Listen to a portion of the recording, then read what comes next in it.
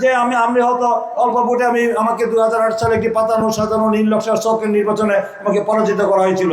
আমি মাত্র 5000 ভোটের ব্যবধানে আমাকে পরাজিত করা হয়েছিল।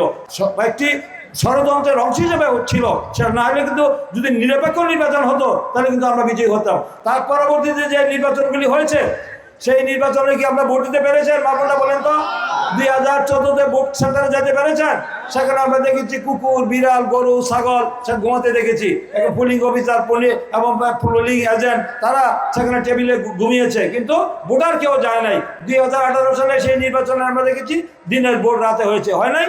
দিনের ভোট রাতে হয়েছে। সেখানে জনগণ তাদের ভোটাধিকার পছন্দের প্রার্থীকে দলকে ভোট দিতে পারে নাই। 2024-এ আমি আর ডামি, সেখানে দেখা যায় অন্য জনগণ তাদের দলের পছন্দের প্রার্থীকে ভোট দিতে পারে নাই। সেখানে পাতানো সাজানো নীল নকশার নির্বাচন ছিল। সেই নির্বাচনে আমরা দেখেছি কিভাবে সরকারি প্রশাসন যন্ত্র ব্যবহার করে গায়ের জোরে তারা রাষ্ট্র পরিচালনা করেছে। তারা মনে করেছিল যে তারা কিয়ামত পর্যন্ত রাষ্ট্র ক্ষমতা থাকবে শেখ হাসিনা।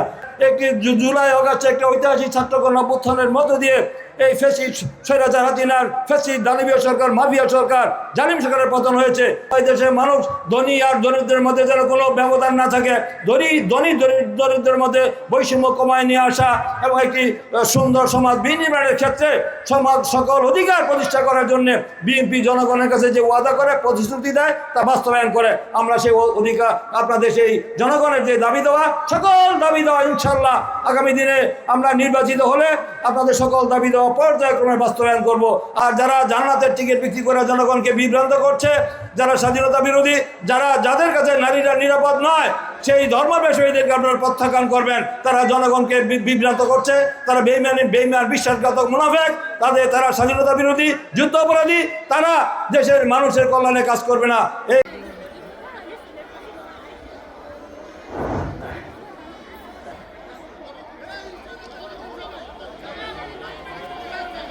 যুগ্ম মহাসচিব বিএনপি, সভাপতি নরসিংদী জেলা বিএনপি।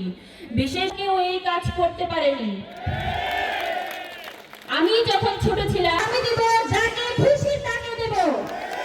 খায়রুল কবির খোকন ভাই রহমান স্বাধীনতার ঘোষক, উনি একটা স্বপ্ন দেখেছিলেন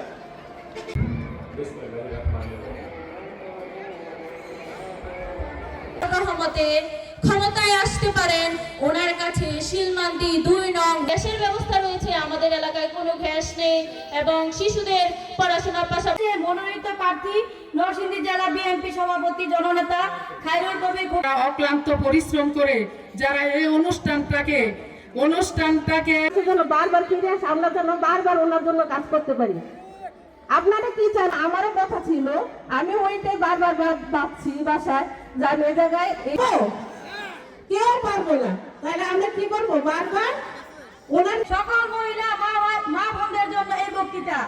শিলমান্দি ইউনিয়ন বিএনপি 7 নং ওয়ার্ডের নারী নেত্রী মনিরা আফা ছেড়ে যাননি। উনি আমাদের নরসিংদীর বট গাছ। গ্যাসের কথা আমরা সব কথাই রাখবো। যদি খায়রুল কবির খোকন ভাইকে জয়যুক্ত। আপনাদের সামনে সংক্ষিপ্ত বক্তব্য নিয়ে আসছেন শিলমান্দি ইউনিয়ন 8 নং ওয়ার্ড বিএনপি। সেখানে কর্মকাণ্ডে অসুবিধা হবে, তাই এই ইউনিয়নটি আমাদের 17-এর সাথে রাখা হোক।